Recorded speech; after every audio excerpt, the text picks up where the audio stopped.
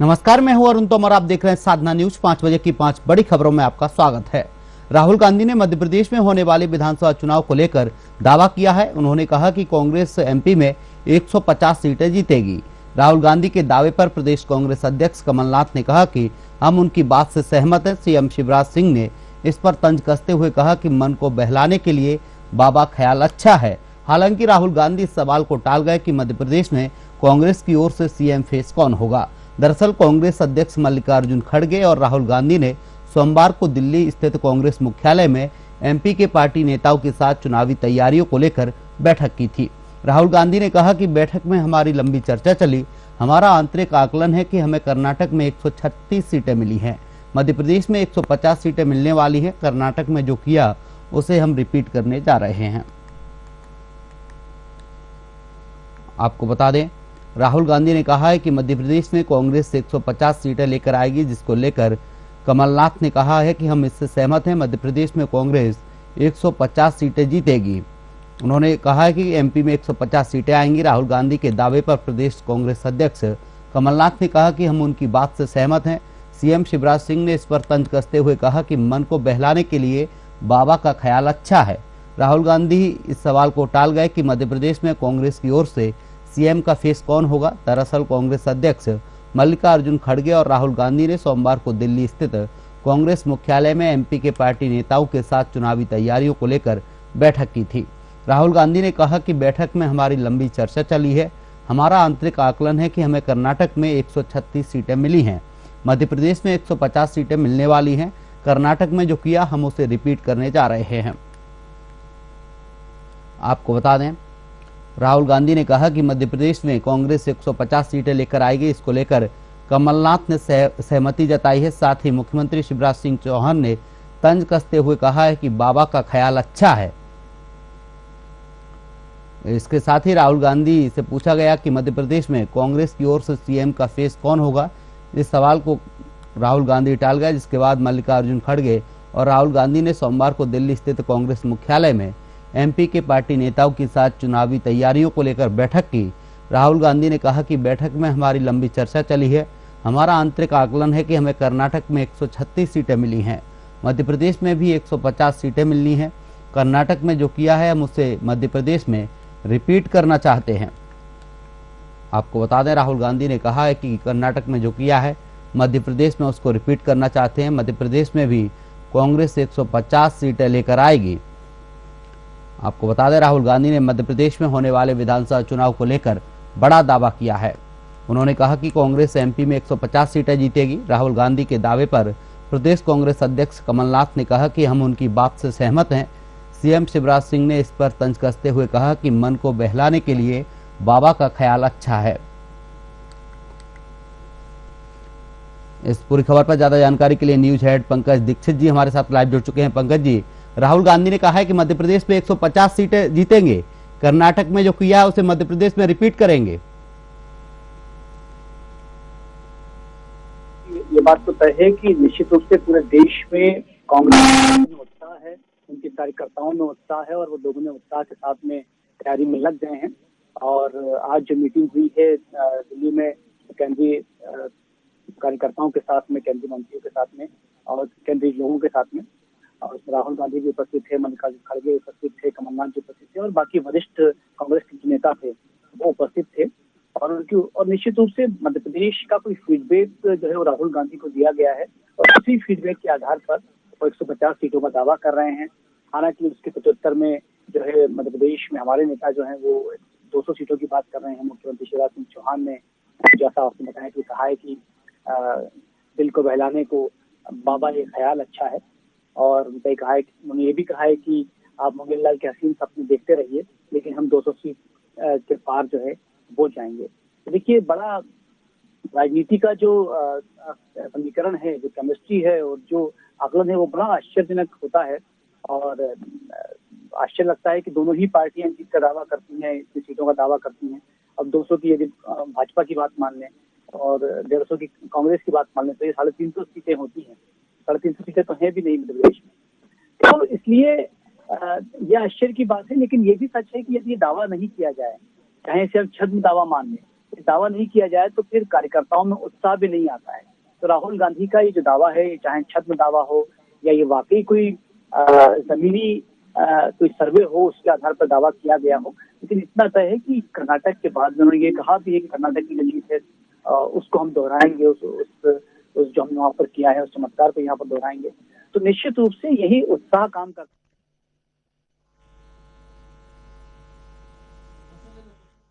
कहीं ना कहीं ये माना जाए कि कर्नाटक में जीत के बाद कांग्रेस के हौसले बुलंद हैं। कर्नाटक के बाद में जो है वो हौसले बुलंद हैं और यही राजनीति में हौसले जो है वो काम करते हैं और यही हौसले जो है नेताओं में और कार्यकर्ताओं में उत्साह का संचार करते हैं और वो कार्यकर्ता जो है जमीन पर ताकत के साथ बढ़ जाते हैं। तो हो सकता है कि दावा छद्म हो, लेकिन ये जो उत्साह है ये वो ट्रांसफर करना चाहते हैं कार्यकर्ताओं में। लेकिन मुख्यमंत्री शिवराज सिंह चौहान ने कहा है कि बाबा का ख्याल अच्छा है, कांग्रेस ख्यालों में जीती है। देखिए, मुख्यमंत्री शिवराज सिंह चौहान का ये कहना भी यहाँ पर जो है वो हमने आया है कि उन्होंने कहा है कि गालिब ये ख्याल अच्छा है, बाबा ये ख्याल अच्छा है दिल को बहलाने को। तो उनका ये कहना है कि कांग्रेस जो है अपनी जमीन खत्म कर चुकी है, उसमें कोई संगठन नहीं है, उसमें कोई एकता नहीं है और लगातार चीजें हो रही हैं। उसके बाद में मुख्यमंत्री शिवराज सिंह का कहना लाजमी भी लगता है।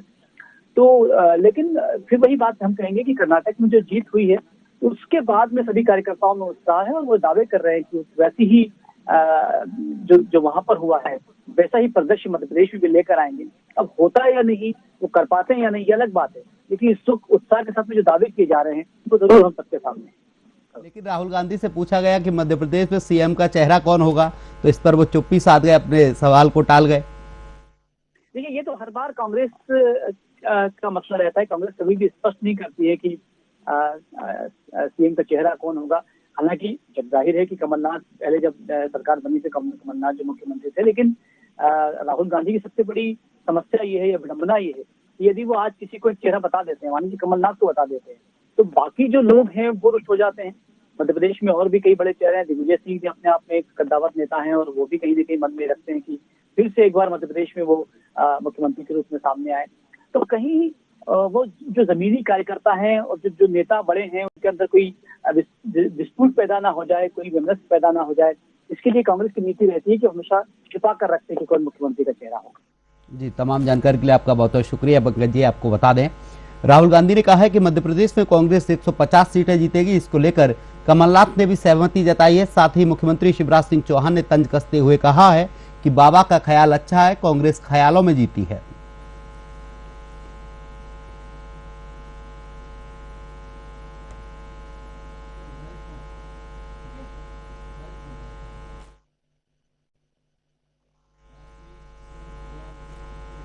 बीजेपी राज्य के करप्शन पर कार्रवाई और पेपर लीक के मुद्दे पर सचिन पायलट के अल्टीमेटम के बीच कांग्रेस हाईकमान मामले में सुलह की कोशिश में जुट गई है।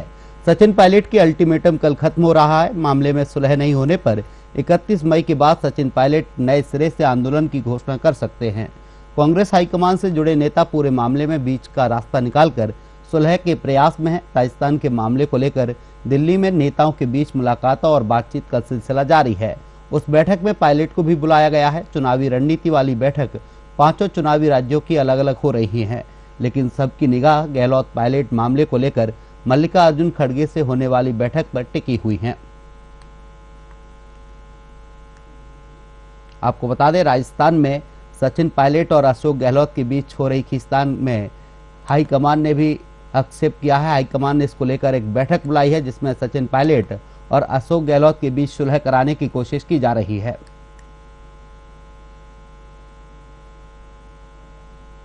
आपको बता दें, बीजेपी राज्य के करप्शन पर कार्रवाई और पेपर लीक के मुद्दे पर सचिन पायलट के अल्टीमेटम के बीच कांग्रेस हाईकमान मामले में सुलह की कोशिश में जुट गई है। सचिन पायलट का अल्टीमेटम कल खत्म होने जा रहा है। मामले में सुलह नहीं होने पर 31 मई के बाद सचिन पायलट नए सिरे से आंदोलन की घोषणा कर सकते हैं। इस खबर पर ज्यादा जानकारी के लिए राजस्थान स्टेट हेड पूजा जोशी जी हमारे साथ लाइव जुड़ चुकी हैं। पूजा, राजस्थान में सचिन पायलट और अशोक गहलोत के बीच कुछ ठीक नहीं चल रहा है। इसको लेकर हाईकमान सुलह कराने की कोशिश में है, क्या सुलह हो पाएगी?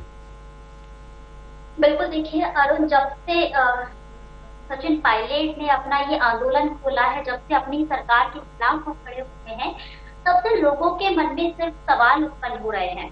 लोगों का कहना है कि क्या सचिन पायलट कांग्रेस पार्टी को छोड़ेंगे, क्या सचिन पायलट और सीएम अशोक गहलोत के बीच में सुलह हो पाएगी, क्या हाईकमान कोई अच्छा रास्ता निकाल पाएगा, या फिर क्या सचिन पायलट की तीनों मांगों पर सहमति बनेगी। इन बातों को लेकर लोगों के मन में बहुत सारे सवाल हैं और इसी को लेकर जो है अब राजस्थान की राजनीति में उठापटक चालू हो गई है। आज का और कल का दिन बहुत ज्यादा अहम है, क्योंकि देखिए आज जो है सचिन पायलट और सीएम अशोक गहलोत की जो ये अंतर्कलह है, जो बयानबाजी है, उसको खत्म करने के लिए हाई कमान ने आज पूरी कोशिश की है। आपको बता दूं कि मल्लिकार्जुन खड़गे जो कि अध्यक्ष है कांग्रेस के जी, उन्होंने भी सचिन पायलट से बात करने की कोशिश की और दूसरी तरफ एक एक मीटिंग करके एक बार सचिन पायलट से बात की और दूसरी तरफ अशोक गहलोत से बात की है। अब देखना ये होगा कि कितनी सुलह हो सकती है, हाईकमान कैसे मानेगा कि इनकी सुलह हो जाए और कैसे कोशिश करेगा, आगे कैसे चुनाव जीत सकते हैं। पूजा, बताया जा रहा है कि सचिन पायलट ने जो अल्टीमेटम दिया है वो भी खत्म हो रहा है, उसके बाद सचिन पायलट नए सिरे से आंदोलन की चेतावनी दे सकते हैं। बिल्कुल, देखिए अरुण, आज का दिन है, कल का दिन है। 31 मई को अल्टीमेटम सचिन पायलट का खत्म हो जाएगा। 15 मई को उन्होंने अल्टीमेटम दिया था और 11 मई से अजमेर से उन्होंने अपनी पदयात्रा शुरू की। उसके बाद में समापन पर उन्होंने सरकार को अल्टीमेट दिया। उनकी 3 मांगे हैं, लेकिन ये मांगे आज पूरी अब तक तो पूरी हुई नहीं। हालांकि इन मांगों को लेकर सीएम अशोक गहलोत ने पहले ही साफ कर दिया है कि वो उनकी मांगों को नहीं मानेंगे। हालांकि उन्होंने प्रत्यक्ष रूप से नहीं कहा, लेकिन फिर भी बीजेपी पार्टी को सहारा लेकर या विपक्ष का सहारा लेकर उन्होंने ये बात जाहिर कर दी है, साफ कर दी है। हालांकि सीएम अशोक गहलोत और सचिन पायलट को एक करने की पूरी कोशिश की जा रही है हाईकमान की ओर से, लेकिन फिर भी अगर आज सचिन पायलट नहीं माने या उनकी अंतर्कलह खत्म नहीं हुई, उनका सुलह नहीं हुआ सचिन पायलट का और अशोक गहलोत का, तो उनका आंदोलन जारी रहेगा। हो सकता है कोई बड़ा आंदोलन हो जाए और अनुमान भी लगाया जा रहा है कि अगर हाईकमान की बातें नहीं सुन पाते हैं या फिर हाईकमान सुलह नहीं कर पाता है, तो हो सकता है सचिन पायलट समय दे दे उन्हें, अपना अल्टीमेटम और आगे बढ़ा दे, क्योंकि सुलह तो करवाने का हाईकमान पूरी कोशिश कर रहा है। क्योंकि अभी हालांकि 5 राज्य में चुनाव है, लेकिन उन चुनावों को सबसे ज्यादा राजस्थान में ही देखा जा रहा है। राजस्थान की राजनीति में ही सबकी नजर है, क्योंकि आज मल्लिकार्जुन खड़गे जो है मीटिंग करेगी, अलग अलग मीटिंग होगी और उन्होंने ये भी कहा है कि जब दिल्ली में बैठक होगी तो बैठक में हम साफ करेंगे, सब पार्टी के नेता होंगे, उनके सामने आपकी बात रखेंगे कि कैसे सुलह हो सकती है, कैसे आप दोनों की बातों पर सहमति बन सकती है। पूजा, सचिन पायलट को दिल्ली बुलाया गया था मीटिंग के लिए, क्या सचिन पायलट दिल्ली पहुंचे हैं? बिल्कुल, देखिए उनकी मांगे हैं तो जाहिर सी बात है कि वो दिल्ली जाएंगी और पार्टी के नेता हैं तो बिल्कुल दिल्ली जाना ही है उनको। दिल्ली आए भी है वो, क्योंकि मल्लिकार्जुन खड़गे जो है पहले सचिन पायलट की मीटिंग लेंगे और उसके बाद में अशोक गहलोत की, दोनों की मीटिंग अलग अलग होगी और दोनों की बात रखी जाएगी कि किसकी क्या मांग है और कैसे ये जो अंतर्कलह है उसको समाप्त किया जाए। पूजा, आगामी विधानसभा चुनाव है, इससे पहले सुलह नहीं हो पा रही पार्टी के 2 बड़े नेताओं के बीच, तो चुनाव कैसे हो पाएगा राजस्थान में? बिल्कुल आपने सही कहा, क्योंकि 4 महीने बाद में आचार संहिता लग जाएगी, 2 महीने बाद में किसको टिकट दिए जाएंगे ये साफ हो जाएगा। लेकिन अभी उनके पास आज का और कल का समय है। हाईकमान पूरी कोशिश कर रहा है, हाईकमान के पास सारी चीजें हैं, पावर है, तो कैसे भी करके सचिन पायलट को और सीएम अशोक गहलोत को एक करने की कोशिश की जाएगी। हालांकि मनमुटाव कम नहीं होंगे, मनमुटाव जो है वही रहेंगे, लेकिन कैसे आगे कांग्रेस पार्टी को रखा जा सकता है, चुनाव जीत सकते हैं। क्योंकि एक तरफ से अशोक गहलोत दावा कर रहे हैं कि मैं फिर से कांग्रेस पार्टी को राजस्थान में लेकर आऊंगा, हम फिर से कांग्रेस पार्टी को रखेंगे, तो दूसरी ओर यहाँ सचिन पायलट का ये अपनी ही पार्टी के खिलाफ बगावत हो जाना, तो कहीं ना कहीं ये आगामी विधानसभा चुनाव में जो है कांग्रेस पार्टी के लिए घातक साबित हो सकता है और विपक्ष को तो वैसे ही मौका मिल रहा है इन सबको लेकर। जी, तमाम जानकारी के लिए आपका बहुत बहुत शुक्रिया पूजा जी। आपको बता दें, कांग्रेस हाईकमान मामले में सुलह की कोशिश में जुटा हुआ है। सचिन पायलट का अल्टीमेटम कल खत्म होने जा रहा है। मामले में सुलह नहीं होने पर 31 मई के बाद सचिन पायलट नए सिरे से आंदोलन की घोषणा कर सकते हैं। हाईकमान से जुड़े नेता पूरे मामले में बीच का रास्ता निकालकर सुलह के प्रयास में है। राजस्थान के मामले को लेकर दिल्ली में नेताओं के बीच मुलाकातों और बातचीत का सिलसिला जारी है।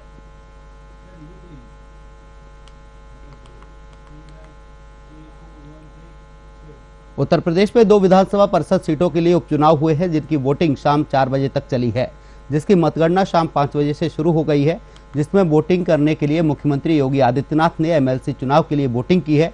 साथ ही समाजवादी पार्टी के राष्ट्रीय अध्यक्ष अखिलेश यादव ने भी मतदान किया है।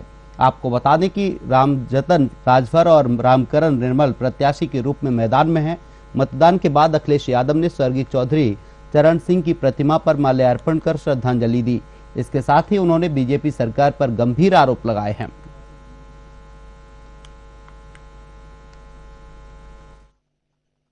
हो 300 हो 350 हो सरकार, लेकिन जिसके सहारे आप जनता में जाना चाहते हो, आउटसोर्स का आपके पास क्या जवाब है?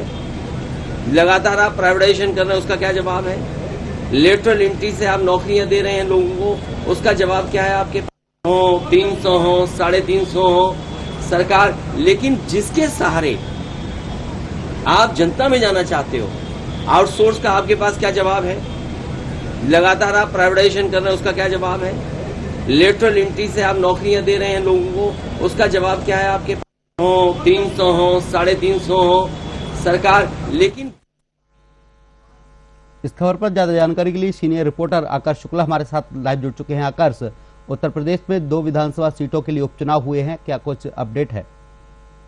बिल्कुल अरुण, देखिए जिस तरीके आज सुबह 9 बजे से विधान परिषद के लिए वोटिंग होने थी, मुख्यमंत्री योगी आदित्यनाथ समेत तमाम मंत्रिमंडल ने लखनऊ के स्थित विधान भवन में तिलक हॉल में पहुंचकर सभी लोगों ने वहां पर वोटिंग करी है, पूरे मंत्रिमंडल ने। साथ ही साथ खास बात ये देखने को मिली कि ओपी राजभर ब्रजेश पाठक के साथ पहुंचे थे और उन्होंने भी वहां पर वोट डाला। तो ये कहीं ना कहीं एक साफ संकेत ये नजर आ रहा है कि ओपी राजभर ने भी भारतीय जनता पार्टी के प्रत्याशी के पक्ष में वोट डाला है। और जिस तरीके से सपा और भाजपा में सीधी टक्कर है, तो कहीं ना कहीं ये कहा जा सकता है कि भारतीय जनता पार्टी के साथ ओपी राजभर की भी जो विधायक है वो भी साथ में पहुंचे थे, उन्होंने वोट डाला था। और जिस तरीके से पद्मसेन चौधरी और मानवीर सिंह को लेकर के ये चुनाव है, 2 उम्मीदवार भारतीय जनता पार्टी ने अपने तय किए हैं। ऐसे में अखिलेश यादव ने सरकार पर निशाना साधा और साथ ही साथ उन्होंने नौकरियों को लेकर के, रोजगार को लेकर के अखिलेश यादव ने सरकार पर निशाना साधा है। साथ ही साथ केंद्र की मोदी सरकार के 9 साल पूरे होने पर भी अखिलेश यादव ने निशाना साधते हुए कहा है कि अब तो केंद्र की सरकार 10 नंबरी हो रही है, अब तो उनको कुछ करना चाहिए। आकर्ष, मतगणना कब से शुरू हो रही है इसकी, जो आज वोटिंग हुई है? अरुण, आज 4 बजे तक वोटिंग हुई है, मतगणना शुरू हो चुकी है। कुछ ही देर में परिणाम भी सामने होंगे। और जिस तरीके से कयास लगाए जा रहे हैं, वो पहले भी भारतीय जनता पार्टी के पास ये दोनों सीटें रही हैं और कयास ये लगाए जा रहे हैं कि ओपी राजभर के समर्थन के बाद भारतीय जनता पार्टी की ही इस पे जीत हो सकती है, लेकिन परिणाम अभी आना शेष है, तो अभी कुछ कहना जल्दबाजी होगी। जी, अखिलेश यादव ने भाजपा पर कई गंभीर आरोप लगाए हैं। उन्होंने कहा कि भाजपा के राज में कुछ ठीक नहीं चल रहा है।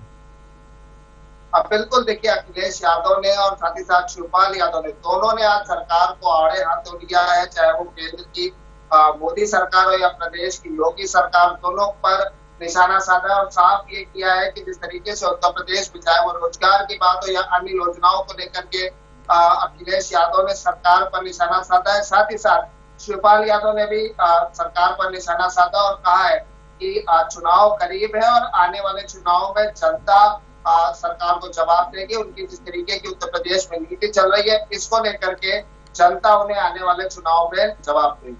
जी आकर्ष, तमाम जानकारी के लिए आपका बहुत बहुत शुक्रिया। आपको बता दें, मुख्यमंत्री योगी आदित्यनाथ ने एमएलसी चुनाव के लिए वोटिंग की है। साथ ही समाजवादी पार्टी के राष्ट्रीय अध्यक्ष अखिलेश यादव ने भी मतदान किया है। आपको बता दें कि रामजतन राजभर और रामकरण निर्मल प्रत्याशी के रूप में मैदान में है। मतदान के बाद अखिलेश यादव ने स्वर्गीय चौधरी चरण सिंह की प्रतिमा पर माल्यार्पण कर श्रद्धांजलि दी। इसके साथ ही उन्होंने बीजेपी सरकार पर कई गंभीर आरोप लगाए हैं।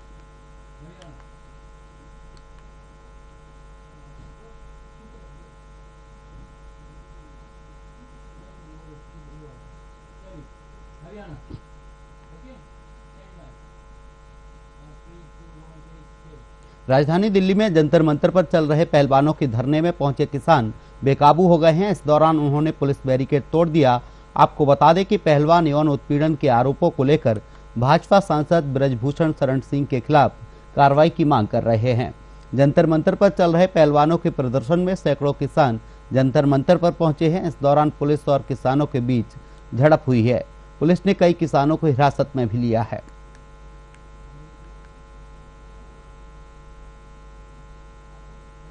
हरियाणा से खबर आपको बता रहे हैं, जहां पर जंतर मंतर पर पहलवानों के धरने में किसान पहुंचे। इस दौरान किसानों और पुलिस के बीच में झड़प हुई है। साथ ही पुलिस ने कई किसानों को हिरासत में भी लिया है। इस खबर पर ज्यादा जानकारी के लिए हरियाणा से स्टेट हेड राजकुमार सैनी जी हमारे साथ लाइव जुड़ चुके हैं। राजकुमार जी, हरियाणा से कई किसान दिल्ली पहुंचे हैं, बताया जा रहा है किसानों और पुलिस के बीच में झड़प हुई है। जी अरुण, मैं बताना चाहूँ कि ये जो मामला है बहुत ही गंभीर है। और हेलो जी मैं बताना चाहूंगा अरुण कि ये जो मामला है ओलंपिक जो विनेश फोगाट जी हैं, उन्होंने ब्रिजभूषण शरण सिंह जो बीजेपी सांसद है उनके खिलाफ एक यौन शोषण का आरोप लगाया था, जिसको लेके आज 16 दिन हो चुके हैं। लगातार जो है पहलवान जो है जंतर मंतर पर धरना लगातार प्रदर्शन जारी किए हुए हैं। और सबसे बड़ी बात यह है कि जो विनेश फोगाट है उन्होंने बिल्कुल जो ब्रिजभूषण शरण सिंह है उनके ऊपर यौन शोषण का आरोप लगाया। और इसके अलावा जो भी वहां के जो पहलवान लोग थे, कुछ समय पहले उसकी घटना है कि एक स्टेज के ऊपर एक प्रोग्राम था, वहां पर भी जाकर स्टेज पर एक पहलवान को ब्रिजभूषण द्वारा एक थप्पड़ मारा गया था, जिसको लेकर वो सोशल मीडिया पर बहुत ज्यादा वीडियो वायरल हुआ था। और सबसे बड़ी बात मैं ये भी बताना चाहूंगा अरुण कि ये मुद्दा बड़ा गंभीर है, क्योंकि एक महिला के ऊपर यौन शोषण का आरोप लगाना बहुत बड़ी बात है। और पूरे देश प्रदेश से जो किसान लोग हैं वहां पर उसमें जो पहलवान है जो विनेश फोगाट है उनके साथ में उनके समर्थन के लिए खड़ी हो गई है। और लगातार इससे सरकार से एक ही मांग की जाती है, जो ब्रिजभूषण शरण सिंह है उसके खिलाफ मुकदमा किया जाए और उसको जेल भेजा जाए। और सबसे बड़ी बात यह भी बताना चाहूंगा अरुण कि जो साक्षी मलिक और बजरंग पुनिया जी हैं वो भी इनका पूर्ण रूप से समर्थन कर रहे हैं। टोटल 30 पहलवान जो है दिल्ली पर जंतर मंतर पर पूर्ण रूप से अपनी धरना प्रदर्शन लगातार जारी किए हुए हैं। और एक बात और बताना चाहूंगा कि पहलवानों के अलावा जितने भी पूरे भारतवर्ष से किसान लोग आ रहे हैं वो भी आ रहे हैं। हालांकि कल की घटना है जहां पर पुलिस और किसानों में आपसी झड़प भी हो गई। झड़प को देखते हुए किसान जो हैं वो भी महिलाओं का पूर्ण रूप से समर्थन कर रहे हैं। जो पहलवान है उन्होंने भी भारत सरकार को चेतावनी देते हुए एक ही बात बोली है कि अगर ब्रिजभूषण शरण सिंह जो बीजेपी सांसद हैं, यदि उनके खिलाफ मुकदमा दर्ज नहीं हुआ तो हम अपना जंतर मंतर पर धरना प्रदर्शन लगातार जारी रखेंगे।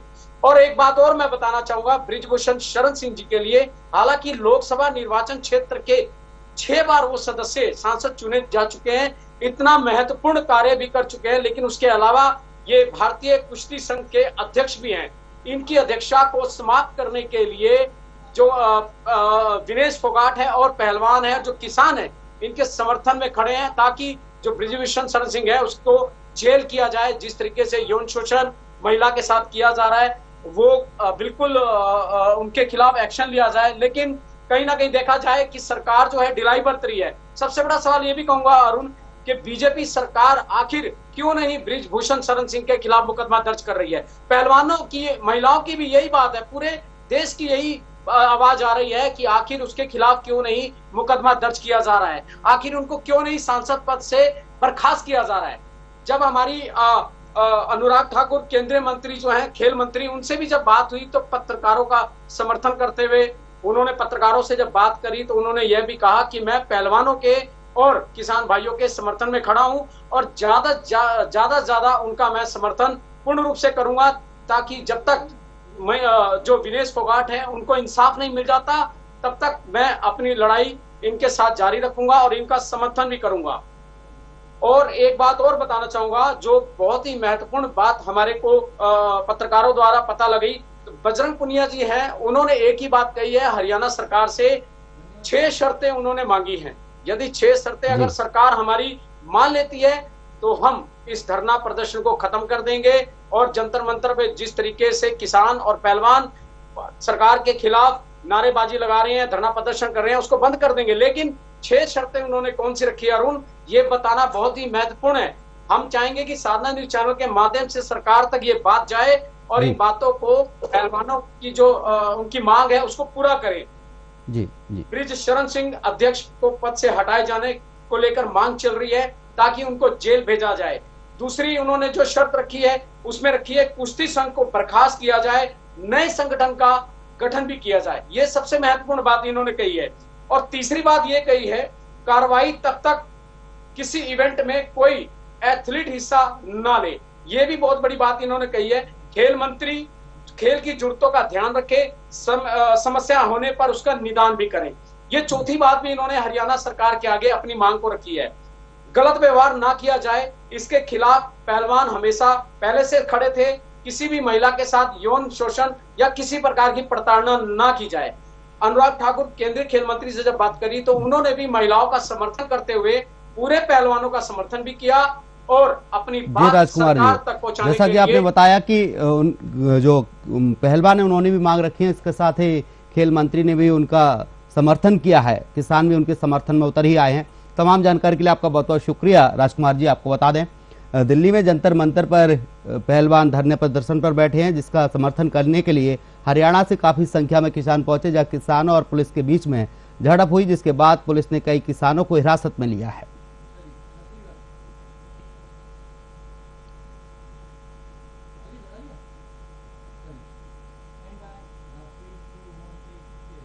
रायपुर में शंकराचार्य अविमुक्तेश्वरानंद ने कई मुद्दों को लेकर बयान दिया है, जहां शराबबंदी को लेकर शंकराचार्य ने कहा कि जनता चाहेगी तो सरकार की मदद कर सकती है। जितने भी अपराध हो रहे हैं उसमें बड़ा हाथ शराब का है, अगर अपराध को बंद करना है तो शराबबंदी की जाए। आगे शंकराचार्य ने कहा कि राजनीति के कारण आदिवासियों को कहा जा रहा है कि तुम हिंदू नहीं हो, हम भी जंगली थे, आदिवासी वनवासी थे, धीरे धीरे जंगल कम हो गए, वनवासी अब जंगलों में रह गए हैं, तो क्या वह वनवासी नहीं रह जाएंगे? हम भी उसी परंपरा के हैं, आदिवासी और हम में कोई अंतर नहीं है।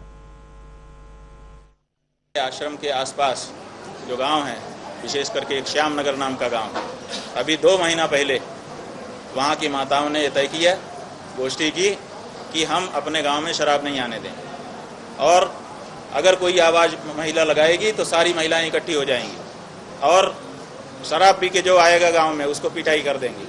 और उन लोगों ने ये शुरू किया, घर घर 2-4 जहां पिटे, अब गांव में शराब आना बंद हो चुकी है। बिहार में शराबबंदी हुई, नीतीश कुमार जी ने किया, लेकिन ब्लैक में वहां मिल रही है। गुजरात में जाने कितने समय से, जब मोरारजी देसाई का कार्यकाल था उसी समय से नशाबंदी है, लेकिन हर गांव में शराब मिलती है। बीच बीच में कच्ची शराब पीने से कई लोग मरते भी हैं, उसके समाचार भी प्रकाशित होते हैं। तो कानून से वो बात नहीं होती है, जब जनता स्वयं चाह लेती है तब चीज़ हो जाती है। अगर जनता चाहेगी, सरकार को मदद करनी चाहिए, बंदी करनी चाहिए।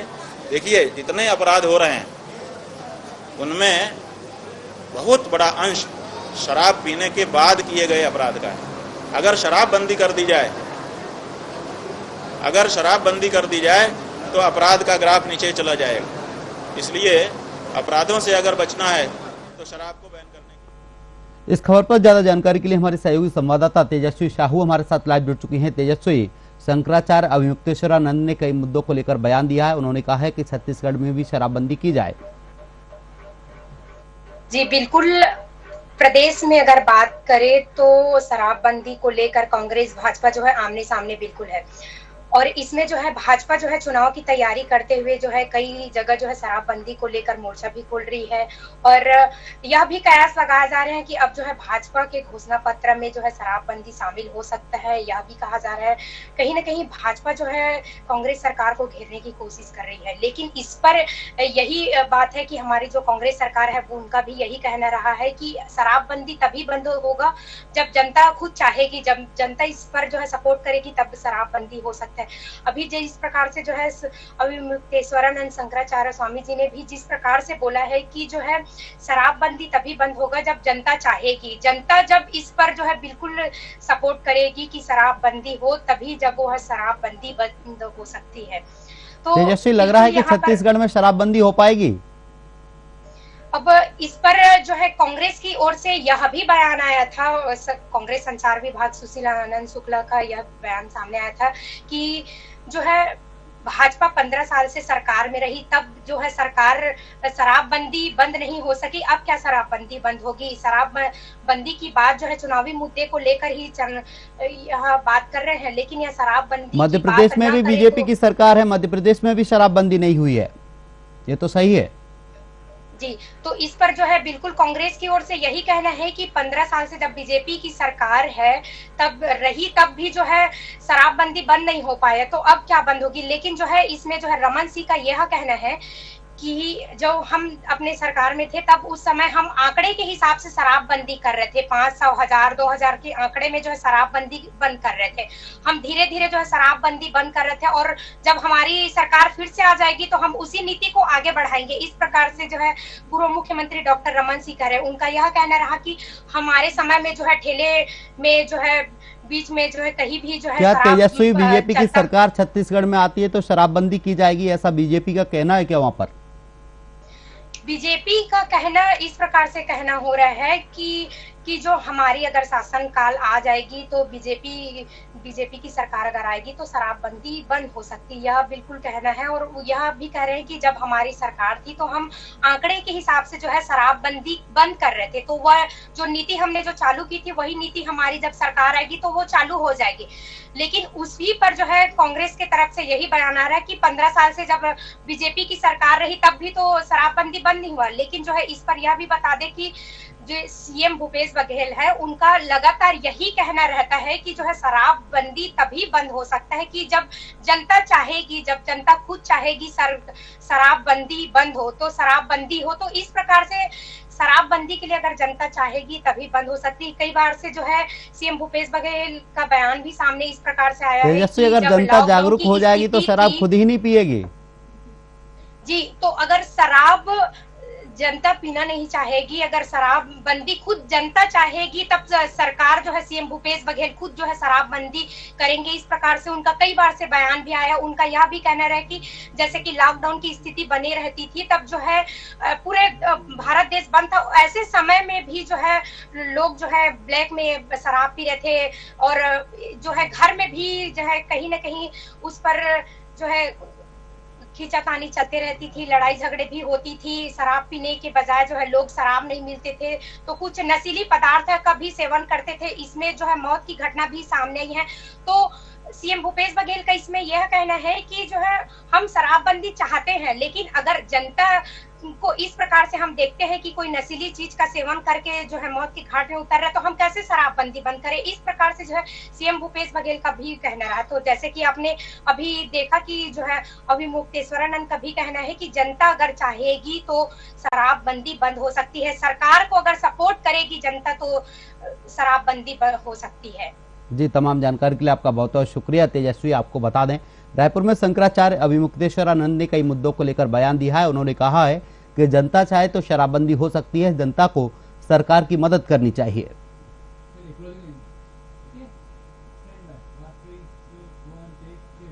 5 बजे की 5 बड़ी खबरों में फिलहाल के लिए इतना ही। आप देखते रहिए साधना न्यूज। नमस्कार।